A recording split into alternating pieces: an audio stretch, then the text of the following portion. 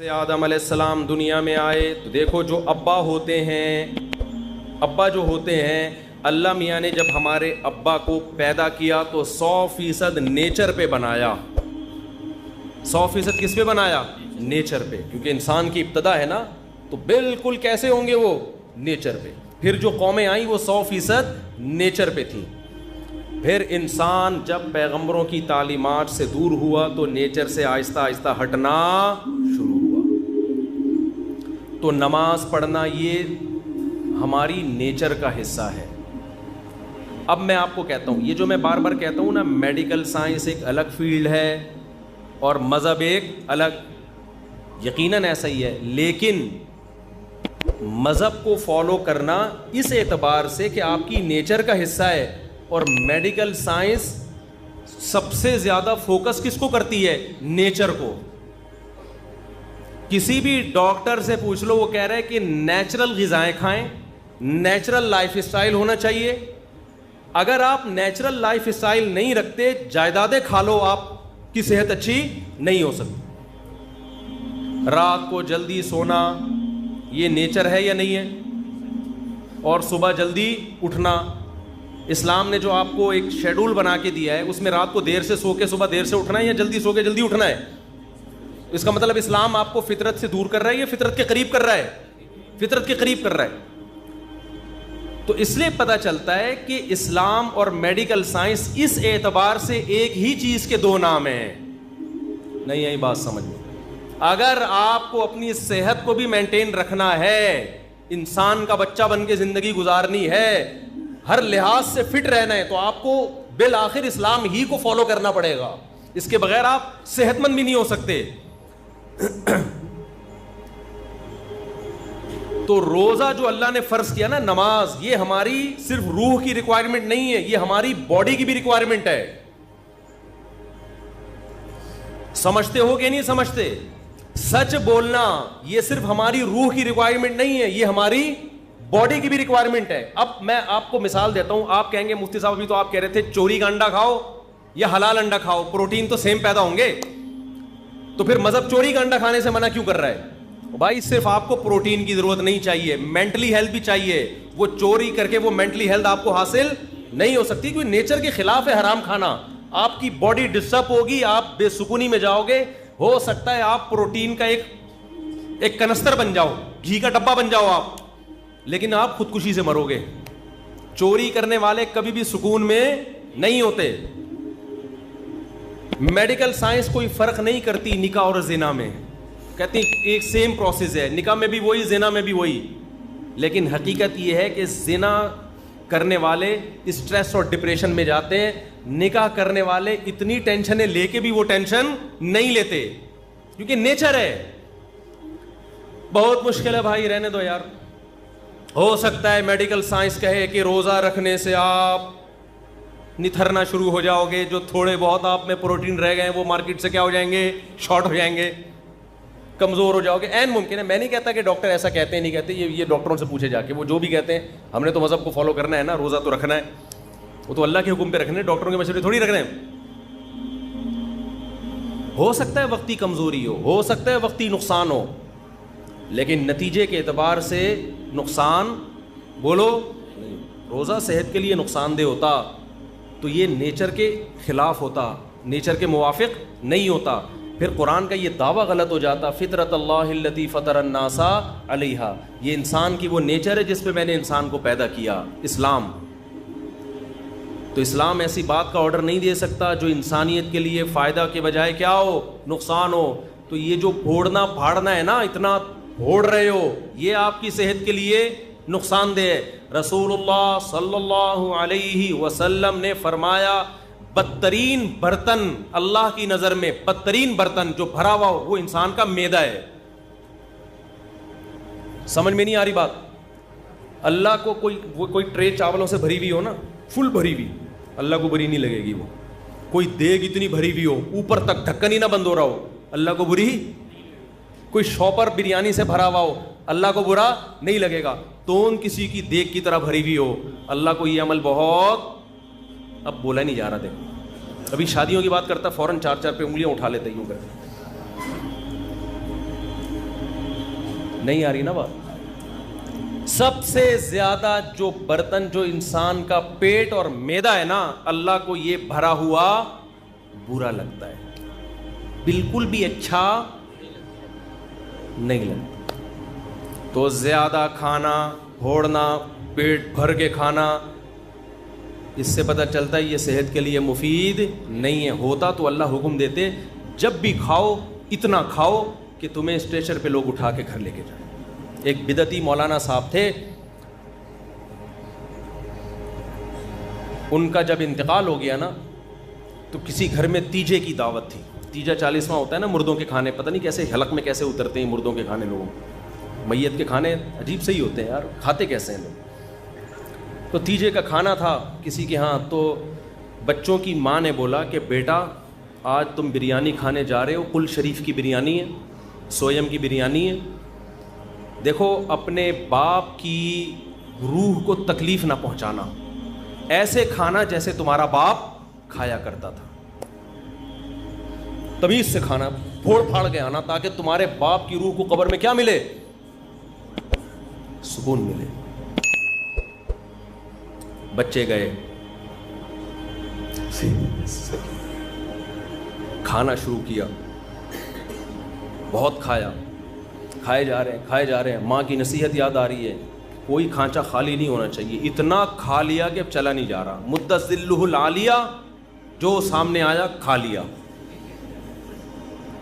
دامت برکاتہم العالیہ، جو ملا کھا لیا، کھا کے جب یہاں تک اب چلا ہی نہیں جا رہا، تو ان کا خیال ہوا اب دو بندے نا ان کو سہارے پہ لے کر آ رہے ہیں، پاؤں کھسٹ رہے ہیں زمین میں، ان کا خیال ہوا ماں کی طرف سے آج شاباش ملے گی۔ جب گھر میں گئے ماں نے ایک تھپڑ لگایا، بغیر تو تمہارا باپ اسٹریچر پہ لوگ اس کو اٹھا کے لاتے تھے اور تم چل کے آ رہے ہو، تم نے باپ کی روح کو تکلیف پہنچائی۔ یہ تو ایک چٹکلا ہے، لیکن آپ شادیوں میں کھانے کا حساب کتاب دیکھو، بہت افسوس ہوتا ہے، میں آپ لوگ کے علاوہ کی بات کر رہا ہوں، آپ کو تانے نہیں دے رہا، خدا کے بندو اپنی پلیٹوں میں اتنا بھرا کرو جتنا تمہارا پیٹ ہے، اتنا بھر لیتے ہیں بعض لوگ ہوس میں کہ کہیں اگلی ٹرپ میں ختم نہ ہو جائے۔ عزت کے ساتھ دو نوالے کھا لینا جس میں آپ کو لیگ پیس نہ ملے، یہ ان بھری ہوئی پلیٹوں سے جس میں کوئی کیمرہ لگا کے دیکھ رہا ہو تو آپ کی عزت جائے، خدا کی قسم یہ دو نوالے بہتر ہیں اس سے۔ تو اللہ تعالیٰ کیا چاہتے ہیں؟ مسلمان طبیعت سے پھوڑا کریں یا تھوڑا کھایا کریں؟ تو ہماری جو نیچر ہے نا، جو قدیم مذہب ہے، قدیم مذہب اسلام ہے، روزے ہیں، اس میں کم کھانا ہے، زیادہ کھانا نہیں ہے۔ اسلام انسان جب دنیا میں آیا کم کھاتا تھا، بعد میں پھوڑنا پھاڑنا شروع کیا اس نے۔ اللہ ڈاکٹروں کو بھی ہدایت دے، ہم سے تو اچھے ہی ہوں گے، میں میڈیکل سائنس میں ٹانگ نہیں اڑاتا، ڈاکٹروں کی فیلڈ ہے۔ جب کو غریب آدمی بھی جائے گا یہ بھی کھا لو، وہ بھی کھا لو، یہ بھی کھا لو، یہ صبح یہ کھایا کرو۔ ہم جب اسکول میں پڑھتے تھے تو سائنس کا ٹاپک جب آیا نا تو اس میں ناشتے میں کیا ہونا چاہیے، یہ اتنے مکھن، اتنے ڈبل روٹی، اتنے فلانا، اس پہ ڈبل روٹی بھی ہوتی تھی اس میں، اب تو شاید ڈبل روٹیاں نکال دی ہیں ڈاکٹروں نے۔ پھر دوپہر یہ ہونا چاہیے، پھر شام کو یہ ہونا چاہیے۔ ہم نے کہا بھائی یہ کیا کر رہے ہیں، یہ کیا کھلا رہے ہیں ہم کو، لیکن ہم سمجھتے تھے کہ یہ ضروری ہے صحت کے لیے۔ ہمیں قرآن میں، حدیث میں 2 ٹائم کے کھانے کا تذکرہ ملتا ہے۔ ناشتے کا لفظ عربی زبان میں، قدیم عربی میں نہیں ہے، یہ بعد میں آیا ہے۔ یہ گوروں کے، انگریزوں کے دنیا پہ جب حکومت ہوئی ہے نا، اس کے بعد ناشتہ بھی آیا، چائے بھی آئی، بسکٹ بھی آئے، ڈبل روٹیاں بھی آئی۔ یہ مسلمانوں کا کلچر نہیں ہے۔ ہمارا کلچر نمکین لسی تھا، کولڈ ڈرنک نہیں تھا۔ ہمارا کلچر روٹی تھی، اور وہ بھی بغیر چھنے آٹے کی روٹی، چکی کے آٹے کی روٹی۔ باپ دادا سے پوچھ لو اپنے، ڈبل روٹیاں ہمارا کلچر نہیں تھا۔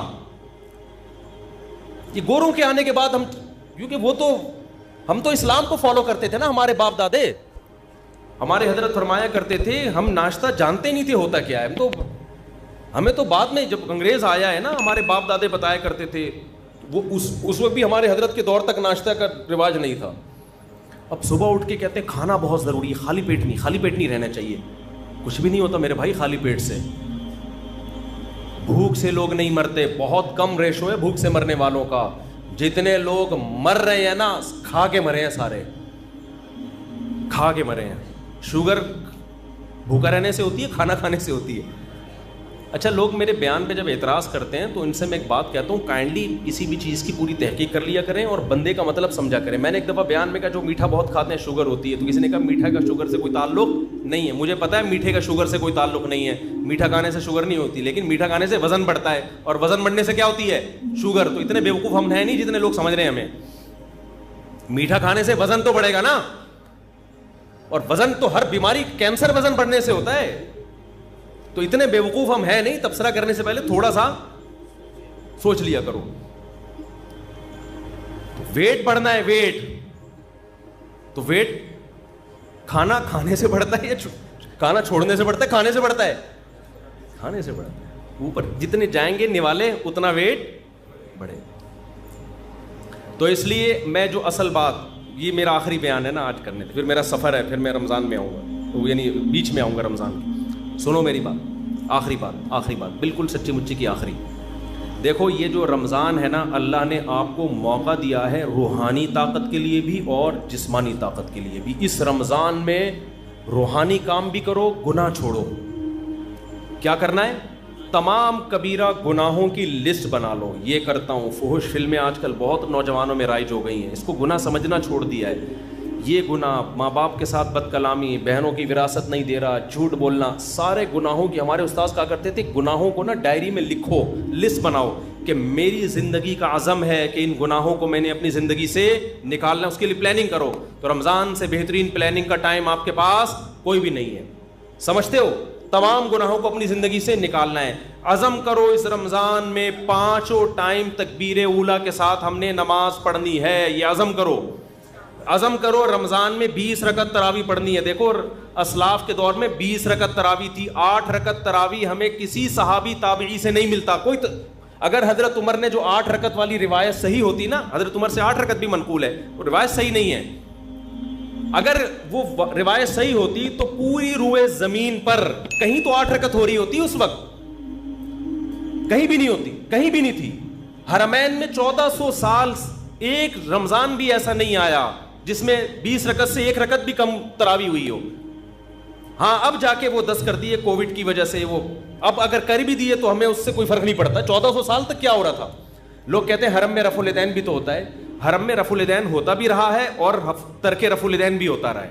جب احناف کی حکومت تھی, صدیوں حنفیوں نے حکومت کی ہے حرمین پر, اس وقت جو حنفی امام تھا بغیر رفع الیدین کے نماز پڑھاتا تھا. لیکن اگر کوئی رفع الیدین کے ساتھ پڑھاتا تو اس پہ بھی اعتراض نہیں تھا, کیونکہ صحابہ میں آپ کو رفع الیدین والے بھی ملیں گے اور رفع الیدین نہ کرنے والے بھی ملیں گے. تو ہماری نظر میں اس سے کوئی فرق نہیں پڑتا. لیکن تراویح کا جہاں تک مسئلہ ہے, 1 سال بھی حرمین میں صدیوں تک ایسا نہیں آیا کہ مسجد نبوی یا مسجد حرام میں 20 رکعت سے کم تراویح ہوئی ہو. اب جا کے سعودی حکومت نے اگر چینج کیا ہے کورونا کی وجہ سے یا کسی بھی وجہ سے, تو وہ چینجنگ سعودی حکومت کا اپنا ہیڈک ہے, وہ پوری امت پہ مسلط نہیں کیا جا سکتا. کہ 1400 سال سے, یعنی لوگ کہتے ہیں نا حرمین میں رفع الیدین, اور بھائی 1400 سال سے ایک کام حرمین میں کیسے غلط ہو سکتا ہے؟ رفع الیدین تو حرمین میں ہوا اور نہیں بھی ہوا, دونوں نمازیں چلتی رہی ہیں, لہذا دونوں ٹھیک ہیں. لیکن تراویح کبھی بھی 20 رکعت سے کم نہیں ہوئی ہے.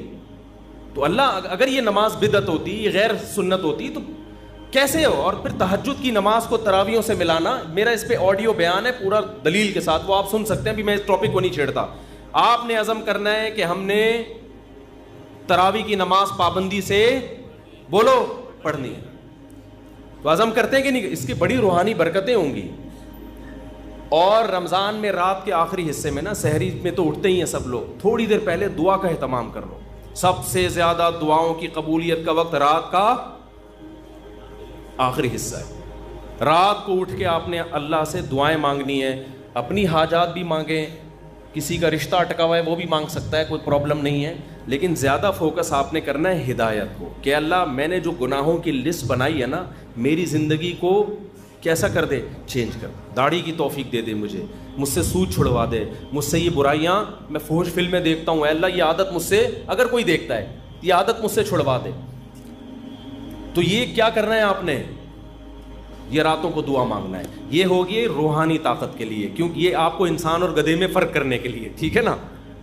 دوسرا کام آپ نے جسمانی طاقت کا بھی کرنا ہے. نبی صلی اللہ علیہ وسلم نے فرمایا المؤمن القوی احب الی اللہ من المؤمن الضعیف, طاقتور مومن اللہ کو کمزور مومن سے زیادہ محبوب. تو رمضان آپ کو طاقت بنانے کا ایک بہترین موقع, کیونکہ ہماری صحتیں برباد ہوتی ہیں پھوڑنے اور پھاڑنے سے. پھوڑنے کا مطلب کھا لیا, اور پھاڑنے کا مطلب 6 گلاس لسی کے اس کے اوپر. تو آپ نے کھانے پہ کنٹرول کرنا ہے رمضان میں. اللہ تعالیٰ آپ کو عادت ڈال دیتے ہیں کہ صبح سے لے کے شام تک آپ بھوکے رہتے ہیں. عام دنوں میں یہ پاسبل نہیں ہوتا, بھوکے رہنے کی عادت پڑ جاتی ہے. تو اس عادت کو مینٹین کریں, بھوکے رہنے سے کوئی نقصان نہیں. اچھا یہ ذہن میں رکھو, بہت سے لوگ کہتے ہیں رمضان میں ہمیں کمزوری ہو رہی ہے. کمزوری نہیں ہوتی, چونکہ ہمیں میٹھا کھانے کی عادت پڑ چکی ہوتی ہے. گلوکوز لیول سے, گلوکوز ہر وقت باڈی میں بھرا رہتا ہے, تو میٹھا بھی ایک نشے کی طرح ہے. جب وہ نہیں ملتا تو انسان کو پریشانی ہوتی ہے, اس پریشانی کو وہ ویکنیس سمجھتا ہے. جن کو میٹھے پھوڑنے کی عادت ہے نا, روزانہ 6 لڈو کھاتے ہیں, ان کو جس دن 5 لڈو ملے نا, ان کو کمزوری محسوس ہوگی. مجھے لڈو کھانے کی عادت نہیں ہے, مجھے لڈو نہ ملے مجھے کوئی کمزوری نہیں ہوتی. تو میٹھے کی عادت پڑتی ہے, تو جب وہ میٹھا نہیں ملتا تو کمزوری محسوس ہوتی ہے. وہ کمزوری نہیں ہوتی, وہ کمزوری کے نام پہ دھوکا ہوتا ہے. اس کا حل یہ کہ چھوڑ دو تو یہ ٹھیک ہو جاؤ گے. نہیں یاری بات میرا خیال ہے.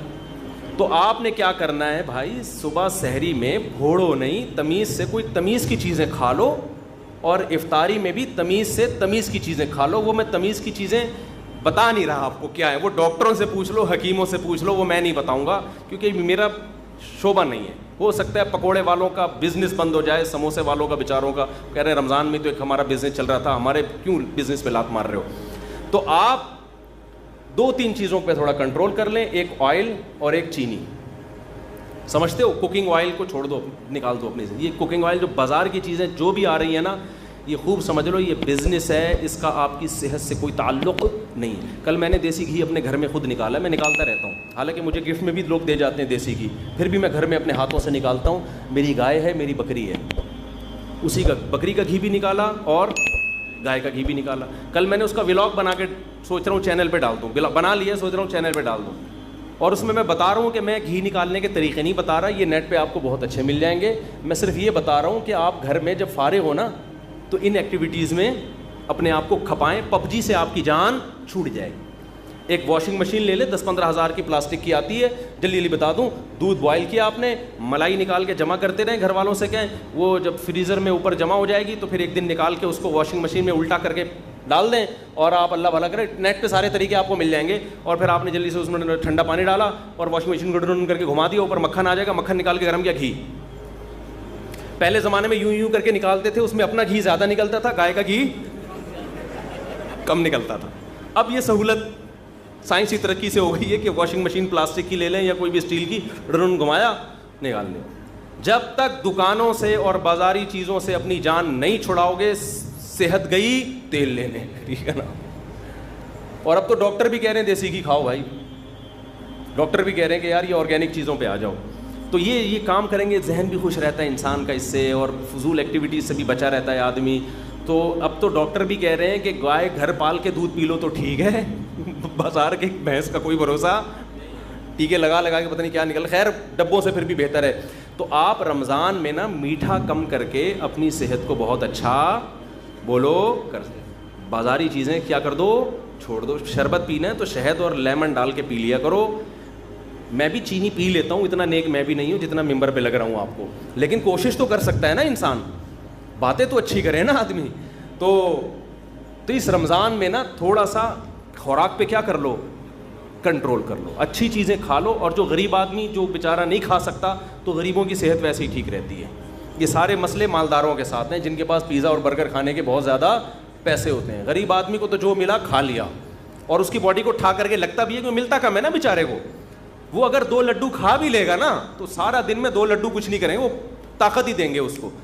تو جس کے پاس پیسے ہیں وہ بھائی آرگینک چیزوں پہ آ جائے, اور کھجور کو فوکس کرے افطاری میں, اور تلی ہوئی چیزوں کو تھوڑا مارکیٹ سے شارٹ کر دے. کچھ نہیں مرے گا انشاءاللہ. آپ سمجھیں گے میں مر جاؤں گا, ایسا نہیں ہوگا. وقتی کمزوری ویکنیس ہوگی آپ کو, لیکن 1 مہینے بعد جب آپ دیکھیں گے نا یار یہ تو کیا ہو گیا, ہٹو بچوں, آپ کی آنکھوں میں نگاہیں تیز ہو جائیں گی, سماعت بڑھ جائے گی, ایسی باڈی ایکٹیو ہو جائے گی, آپ کو لگے گا میں مفتی صاحب جو 4 شادیوں کی بات کرتے ہیں غلط نہیں کرتے. بہترین بات کی تھی مفتی صاحب. ابھی تو آپ کو لگے گا یار یہ کیسی باتیں کرتے ہیں مفتی صاحب 4 شادیوں کی. تو آپ ذرا 1 مہینہ روزہ رکھ کے دیکھیں نا, تمیز سے, پھوڑنا پھاڑنا کم کرنے, کھجلے پھینیاں نہ کھائیں سحری میں, تمیز کی چیزیں کھا لیں. وہ ڈاکٹر حکیموں سے پوچھیں کیا کھانا ہے, تو تمیز کی چیزیں کھا کے اپنی صحت کو کنٹرول کریں. تھوڑی سی توندیں تھوڑی سی پچکیں گی, تھوڑا کولیسٹرول لیول کم ہوگا, یا کولیسٹرول کم نہ بھی ہو, فیٹ تھوڑا کم ہوگا, تھوڑے نتھریں گے, تھوڑے باریک ہوں گے, تھوڑا وزن کم ہوگا, پھرتیلی آئے گی باڈی میں, ہٹو بچو ہو جائے گا. آئی بس کیا ہو جائے گا, ہٹو بچو, ایسے فٹ فاٹ. جی ہاں, وہ میں بھی اعلان کرتا ہوں اس کے بعد. تو یہ بھی آپ کو رمضان میں اللہ نے چانس دیا ہے. اللہ تعالی ہمیں روحانی اور جسمانی دونوں صحتوں کو اس رمضان میں